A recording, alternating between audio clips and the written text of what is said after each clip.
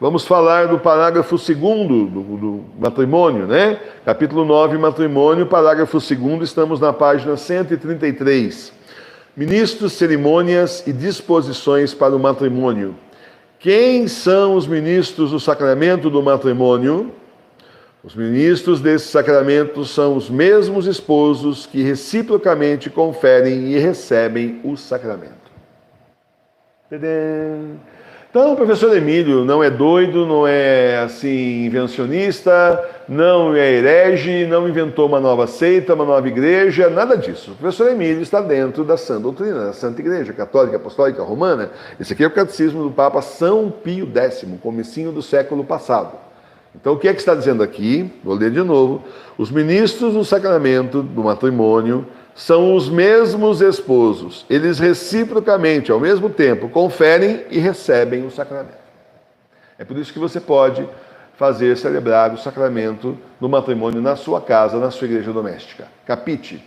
Olha, quando eu casei com a professora Milene, né? Então nós fomos falar lá com a secretária, e a secretária da paróquia que nós casamos, ela fazia curso de teologia, né? Faculdade de teologia. E tinha umas ideias meio estranhas, né? Conversando com ela assim, dava até medo, porque ela falava umas coisas assim que não tem nada a ver com a catequese, que ela estava aprendendo lá na faculdade de teologia, faculdade que incluía professores evangélicos, pastores também. Não eram só padres que davam aula, aliás, tinha professores formados que não eram padres, mas tinha também os pastores dando aula, porque o objetivo da faculdade lá de Taubaté é unir, né? Atender a clientela, ampliar a clientela, melhor dizendo, então atendendo aí todo mundo, né? Vamos dar teologia para os católicos, mas também para os evangélicos. Portanto, você já viu que é um negócio meio de muro assim, meio para um lado, meio para o outro, cada um puxa para o seu lado, etc. E ela então, quando a gente foi se casar, eu lembro dela, é uma pessoa assim muito pouco simpática, ela falou assim que quem eram os ministros do casamento éramos nós, né? E eu, assim, com o conhecimento que eu tinha da igreja, achei a maior besteira na época. Você foi ridículo. Tá falando besteira. Aposto que aprendeu essa porcaria aí exatamente dentro da faculdade de teologia. Só pode, né? Falar um negócio desse. É claro que é o padre, imagina que somos nós. Então, são os mesmos ministros, são os mesmos esposos que reciprocamente conferem e recebem o sacramento. Ela estava certa, certo? Absolutamente certa! E simplesmente está aqui no catecismo do Pio X. Tá bom? Então, para você entender por que você pode celebrar o casamento aí, é pequena historinha. A gente passa vergonha às vezes, mas vamos para frente, né? De que maneira se administra esse sacramento? Esse sacramento, porque conserva a natureza de contrato, é administrado pelos mesmos contraentes, declarando na presença do próprio pároco ou de outro sacerdote devidamente autorizado e de duas testemunhas que se unem em matrimônio. Porque a gente tinha sacerdotes, etc, etc. Eu mesmo não me casei com sacerdote, não. Quem fez meu casamento, celebrou meu casamento, foi um diácono, tá? Que é permitido. Aqui na época, eu não sei a existência de diácono, como é que era, se tinha bastante, tinha pouco, mas o meu casamento foi celebrado por diácono, que pode celebrar casamento. O diácono não pode celebrar casamento, o diácono válido, né? Pode celebrar casamento, ele pode celebrar batismo, enfim, ele não pode ouvir confissão e não pode celebrar a missa. Quando você tem um diácono fazendo celebração, é celebração litúrgica. É igual que nem eu mesmo, certo? Eu não sou diácono, mas é celebração litúrgica. E aí ele não faz consagração do pão e do vinho. A diferença é que ele distribui, né, a hóstia que previamente consagrada pelo padre. Estou falando tudo da igreja até 10 anos atrás, não estou falando da seita bergoniana, por favor, bem separado as coisas, porque depois ficou tudo inválido, né? E, assim, nós aqui temos a comunhão espiritual que é o próprio Senhor, o sumo sacerdote, que nos dá. Certo? Só para vocês verem que, enfim, né? Para que serve? Então, já que é assim, né? Para que serve, então, a bênção que o pároco dá aos esposos? A bênção que o pároco dá aos esposos não é necessária para constituir o sacramento. A bênção que o pároco dá aos esposos não é necessária para constituir o sacramento. Portanto, pode não ter padre, pode não ter a bênção do padre, mas o sacramento é válido do mesmo jeito. Mas é dada para sancionar em nome da igreja a sua união e para atrair sempre mais sobre eles as bênçãos de Deus. Por isso que eu falo para vocês, depois de estudar tudo isso, o Senhor aí abençoando e inspirando, claro, sempre mérito de nosso Senhor, Aí então nós percebemos que era possível, também muita pesquisa, né? O Senhor abençoando também na pesquisa. Assim nós entendemos então que era possível as pessoas celebrarem o casamento na igreja doméstica. Certo, gente? 300 anos de católicos lá no Japão. Ficaram 300 anos sem padres. Vocês acham que eles todos foram para o inferno porque não tinha padre? Vocês acham que eles ficaram sem sacramento nenhum porque não tinham padre? Porque os padres fugiram, os que ficaram foram mortos da perseguição dos shoguns? Você acha que lá na Revolução Francesa aconteceu a mesma coisa? Aquela perseguição terrível, padres sendo mortos, padres fugindo e outros apostatando, aderindo à religião do Estado, assim, dando aí de ombro, né? Simplesmente virando as costas para o Vaticano e para o Santo Padre da época. Você acha que então todo mundo ficou sem sacramento? Pois não foi. Exatamente não foi. E nós temos aí um livro de um padre francês da época da Revolução Francesa que nos explica exatamente isso numa carta extensa que ele manda aos paroquianos, mostrando para eles, consolando para eles não ficarem tristes, porque eles tinham vários sacramentos e não estavam nem sabendo. Certo? Essas maravilhas que chegam para nós, né? O Senhor não abandona seus filhos, o Senhor não abandona a sua igreja. Que intervenção deve ter quem... Não. Que intenção deve ter quem contrai matrimônio? Quem contrai matrimônio deve ter intenção, primeiro, de fazer a vontade de Deus que o chama a tal estado. Segundo, de procurar nele a salvação da própria alma. Terceiro, de educar cristamente os filhos, se Deus lhes der. Deus lhes der, às vezes não dá, né? Então, fazer a vontade de Deus, que o chama a tal estado, do estado do matrimônio, procurar a salvação da própria alma e educar cristamente os filhos, caso o Senhor os dê. De que maneira se devem dispor os esposos para receber com fruto o sacramento do matrimônio? Os esposos, para receber com fruto o sacramento do matrimônio, devem, primeiro, encomendar-se de todo o coração a Deus, para conhecer a sua vontade e para alcançar dele as graças que são necessárias em tal estado. Segundo, consultar os próprios pais antes de chegar ao noivado, como exige a obediência e o respeito devido aos mesmos. Terceiro, preparar-se com uma boa confissão, até mesmo geral, se for necessária, de toda a vida. Quarto, evitar toda familiaridade perigosa de trato e palavras ao conversarem mutuamente antes de receberem esse sacramento. Então vamos lá, né? Bom, primeiro, conhecer a vontade do Senhor e pedir as graças para alcançar, né, as graças necessárias para tal estado. Então, primeiro, tudo vem de Deus, né? Deus que dá o chamado para a pessoa ter a vida religiosa ou ter a vida casada, né, do matrimônio. Vai ser religioso, religiosa, padre, enfim, estou falando de uma igreja normal, você já entendeu isso, ou ser realmente leigo aí, casado, casada, né? Em algum caso aqui ou ali, pode ser que a pessoa tenha o chamado para ser virgem consagrada. E isso era muito comum lá atrás, antes de termos mosteiros e antes de termos congregações e tudo mais. Aí depois vieram também, nós temos aí também como vida também religiosa os eremitas. Então, bom, mas de qualquer forma é uma vida religiosa. E tem a vida casada, né?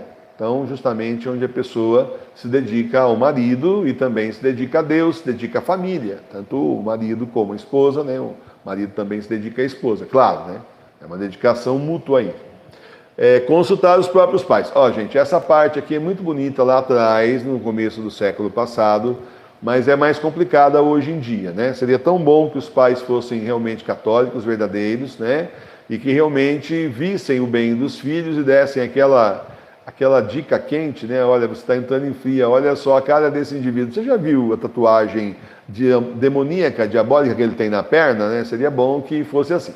Mas, infelizmente, a gente sabe que com a degradação das famílias, cada vez mais é difícil encontrar pais com discernimento para realmente darem aquela dica quente para os filhos, aquele direcionamento, aquele aconselhamento quente, né?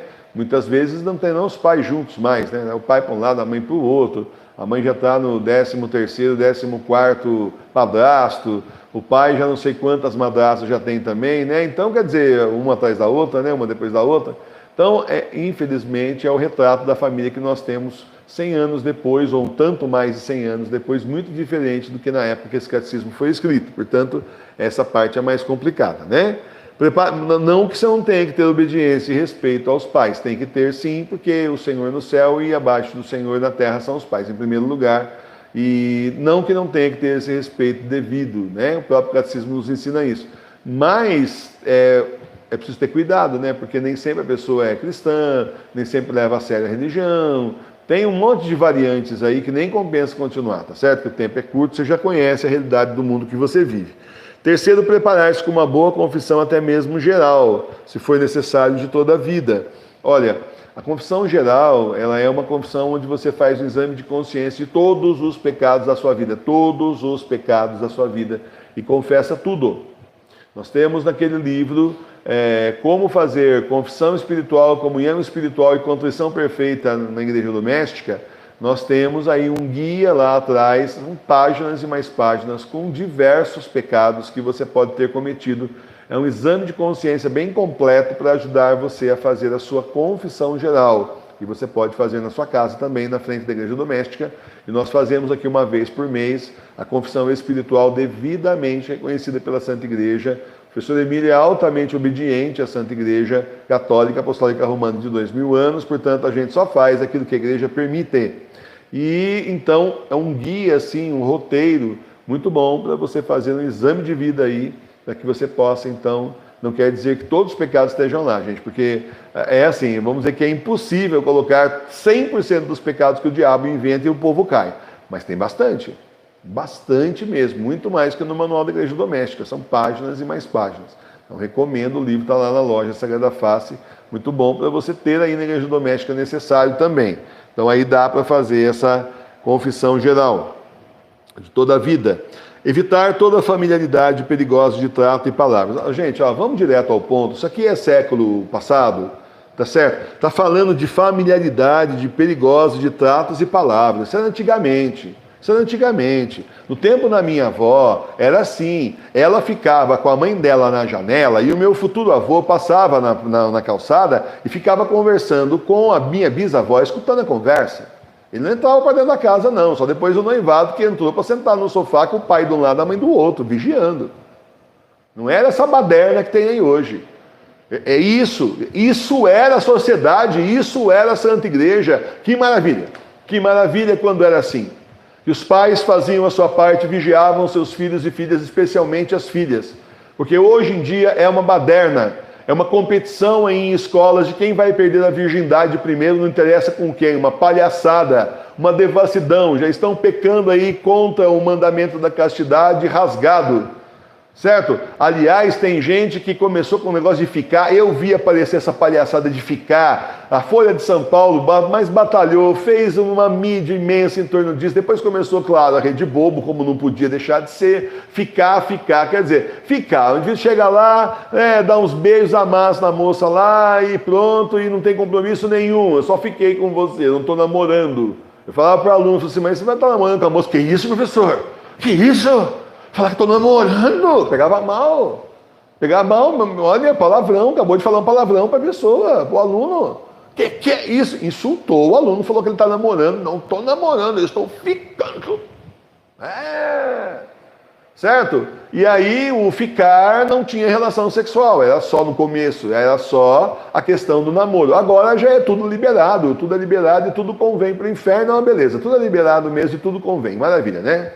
Não é à toa que é tanto filho sem pai por aí. Tem pai, mas é claro, não são casados. E não é tanto que tem tanto aborto também. Não é à toa que tem tanto aborto por aí.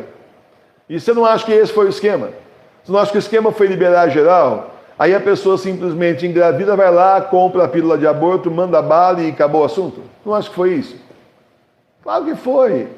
Esquema da esquerda aí, esquema do demônio para acabar com as pessoas. E está querendo legalizar de qualquer jeito isso aí, para a pessoa também se livrar do peso. Não, peso, você não tem ideia do que é peso. O peso não é você carregar uma criança no seu ventre 9 meses, não. O peso é você pagar pelo aborto pela eternidade inteira, até sempre, porque não acaba no inferno. Esse é o peso. E aí fazem uma coisa cultural de tal forma na cabeça das moças que é uma coisa terrível. Sabe, tem gente aí que se sente assim, humilhada porque ela é virgem. É o contrário, deveria se sentir muito bem, obrigado. Deveria se sentir dentro da lei de Deus e dizer, olha, vocês querem ir para o inferno, tudo bem, mas eu estou seguindo a lei de Deus. Essa é a questão. Rapazes também é a mesma coisa. Rapazes também, com as moças aí, e nessas zonas de prostituição também, que isso no meu tempo já tinha e eu nunca fui. Tinha tios lá que falavam, não, de forma nenhuma. Estão loucos, pegar uma doença. É louco. Não, mas que isso, você pegar doença, você toma remédio de sara. Você está falando para mim ir lá num lugar sujo, horroroso, pegar uma doença para depois tratar a doença que eu podia não ter pego, está brincando, não vou. Olha só, a resposta aí do adolescente, adolescentinho aí, mocinho. Já tinha cabeça no lugar, graças a Deus.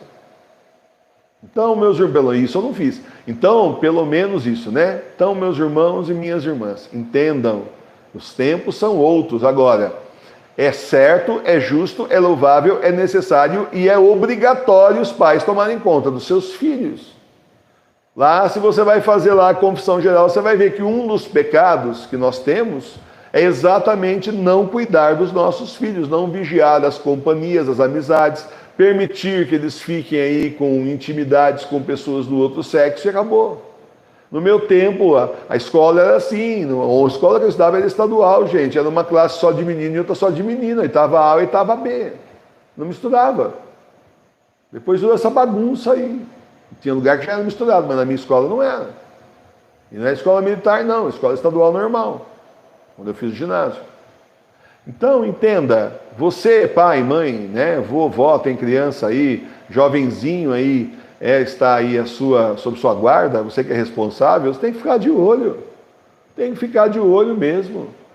Sabe, é muito fácil ter filho e deixar brincar na rua. É muito fácil ter filho e deixar na casa dos outros brincando também. Ali começa a acontecer um monte de porcaria, certo? Então tem que ter muito cuidado com tudo isso. O mundo não está para brincadeira, o demônio está aí para corromper a criançada e a molecada. Então vamos prestar atenção nos nossos filhos.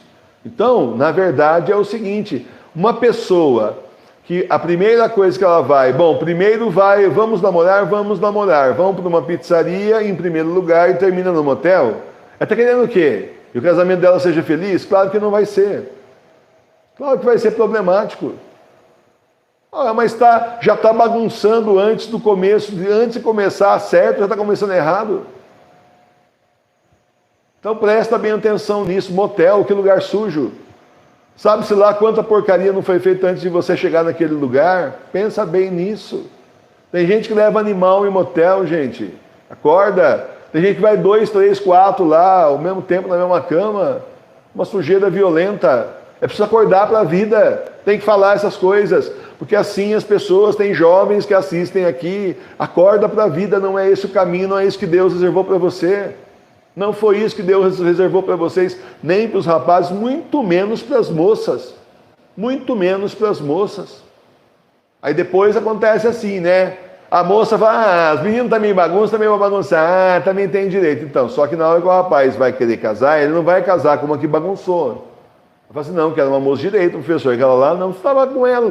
Não, mas ela é bagunceira. Não, professor, quero arrumar uma moça de direita. Quantas vezes escutei isso? Falava para as meninas da biblioteca lá, vocês estão dando moleza demais, não é assim não. Porque é assim, a moda muda, mas o ser humano continua o mesmo. Quantas vezes eu li na internet gente reclamando, falando, eu amo a minha namorada, só que ela não é mais virgem. Eu não aceito isso. Não adianta fazer discurso. Não adianta você fazer discurso feminista, comunista e tentar mudar a cabeça da pessoa. É assim que continua funcionando. É por isso que o que o Senhor criou é perfeito. O Senhor criou o perfeito. O Senhor criou a castidade e mandou a castidade perfeita. Aí vem o demônio e mais a sociedade comunista e deforma tudo, né? Vamos terminar aqui então. Quais são as principais obrigações das pessoas unidas em matrimônio? As pessoas unidas em matrimônio devem primeiro guardar inviolada a fidelidade conjugal e proceder sempre cristamente em tudo. Acho que não é necessário dizer que é para guardar a castidade até a hora do casamento. E depois que a pessoa se casa, ela vai ter então a intimidade com a esposa e com o marido e só. É castidade de acordo com o Estado. Não tem esse negócio de relacionamento aberto, casamento aberto. Isso é besteira. Não existe isso aí não. Isso é pecado também. Não existe isso. O que existe é assim, você casado com uma mulher ou a moça casada com um rapaz, e é só isso. Só isso. O casamento só tem duas pessoas, tem três, Deus, né? Deus para abençoar tudo isso, porque você vai e faz os votos na frente de Deus. Até o venerável Fulton Sheen, ele tem um livro chamado Casamento a Três. No primeiro momento é estranho, né? Três para casar. No primeiro momento achei o título super estranho. Foi, um bispo está escrevendo um negócio desse, parece meio, né? Pornográfico até, né? Só que não tem nada a ver. O terceiro é Deus. Ele está falando da bênção de Deus para o casal. É que hoje em dia o negócio já está tão 50 mil tons de cinza que fica um negócio impressionante, mas não é nada disso. O livro é escrito faz tempo também. Então, no casamento inclui o marido, a mulher, mas a esposa, mas também inclui a Deus. Se casa perante Deus. Então se cumprem os votos do casamento perante Deus. O casamento existe justamente por vontade de Deus, que abençoa o matrimônio, que une o casal e abençoa o matrimônio. Então, muito cuidado com tudo isso, né? Você diz, não, agora eu não preciso mais guardar a castidade. Não é assim não, claro que tem que guardar a castidade de acordo com o seu estado. É para sair com todo mundo por aí, é isso. Porque tem gente que confunde as coisas. Tem que explicar nos mínimos detalhes, é o fim, né? Amar-se mutuamente, suportando-se um ao outro com paciência e viver em paz e harmonia. Amar-se mutuamente, suportando-se um ao outro com paciência e viver em paz e harmonia. Não quer dizer que nenhum dos dois pode falar, tá vendo, meu bem? Falou que você tem que me suportar, então aguenta meus defeitos, aguenta! Não é assim não. Olha, eu sempre expliquei para os meus alunos justamente isso. As pessoas quando se casam, a vida delas passa a ser diferente. Você está convivendo 24 horas por dia com uma pessoa. Mas eu trabalho então, mas você está em casa, está convivendo com uma pessoa. Então não tem mais o seu jeito nem o jeito dela, tem o jeito que o casal vai combinar. Isso inclui tudo, até onde você aperta a pasta de dente.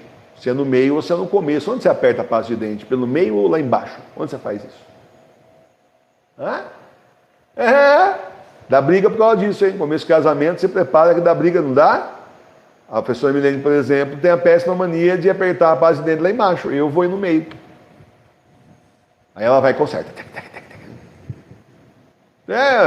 São coisinhas pequenas, né? Eu falo péssima mania de brincadeira.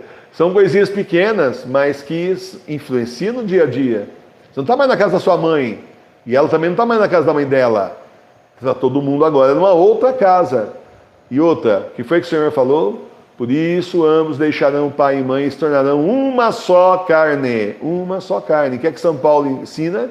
A partir daí o corpo do marido pertence à mulher e o corpo da mulher pertence ao marido. Olha quanto ensinamento nossa igreja nos dá.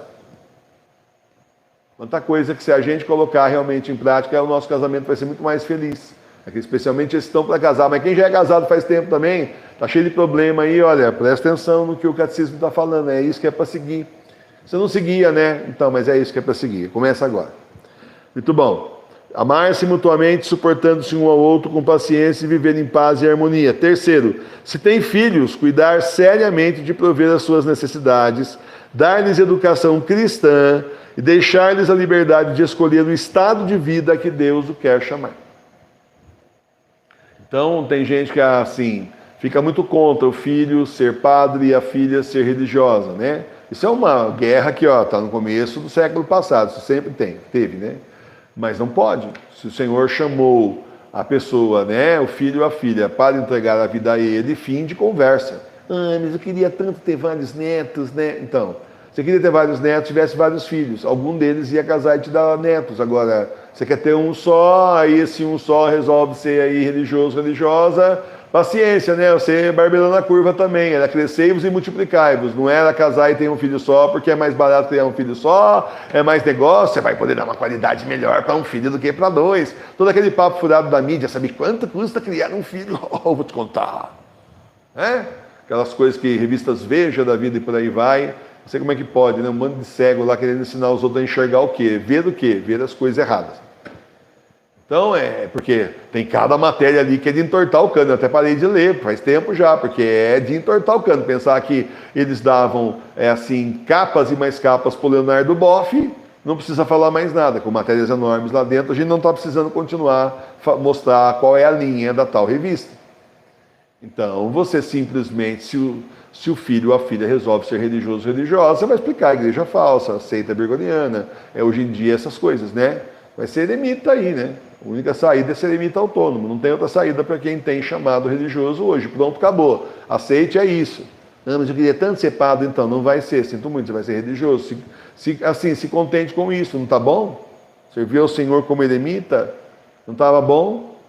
Para estar bom sim. Né? Muito padre por aí foi primeiro, muito santo que era padre foi primeiro eremita. E nem queria ser padre, foi obrigado. Bom, e a mesma coisa se a pessoa quer casar, né? Porque também tem o contrário, tem a história contrária, de gente que quer porque quer que tenha um filho padre, daí a pessoa quer casar e fica em cima. Então a mesma coisa, né?